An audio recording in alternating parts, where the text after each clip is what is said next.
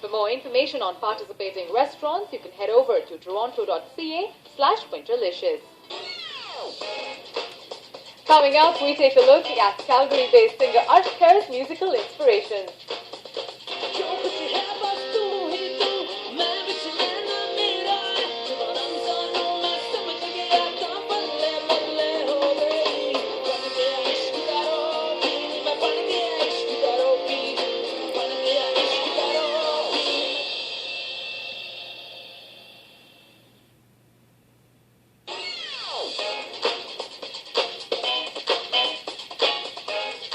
Calgary-based singer Arsh Kher recently released his first album. Naz Sohni Uppal sat down with him to chat about his career.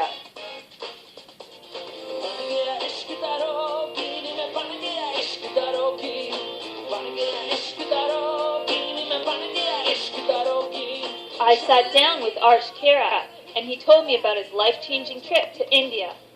It was my first time back to India on my own in a while, and I got to see some things that about the culture and about the experience that I hadn't been exposed to before.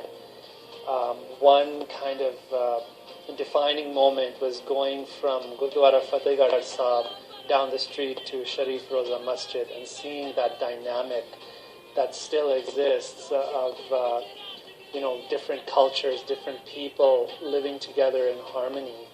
And I think that's what kind of brought me back to this place where, wow, there's really something there. How would you describe the sound on Ishq Kamal? I think it's kind of the word is used so loosely, fusion. I mean, people throw that word out there all the time, but I think it is a fusion. It's Sufi. There's some club. There's some rock. And the lyrics, of course, directed towards the beloved or towards God. So it is a fusion, but I think there's something very intuitive about it lyrically. Arsh's version of Allahu is creatively very different, a catchy alternative to previous popular versions. The version of Allahu that is on the album, it was actually previously made popular by Sai Zahoor Ali from Pakistan. He's a Sufi singer.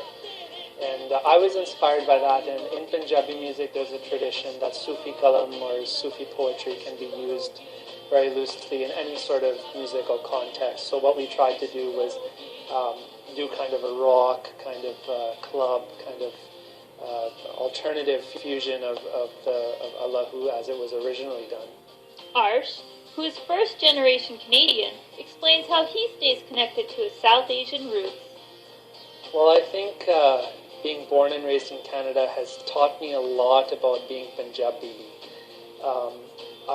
Sometimes I notice that I'm very attached to a lot of things that are Indian or South Asian or Punjabi, and I really have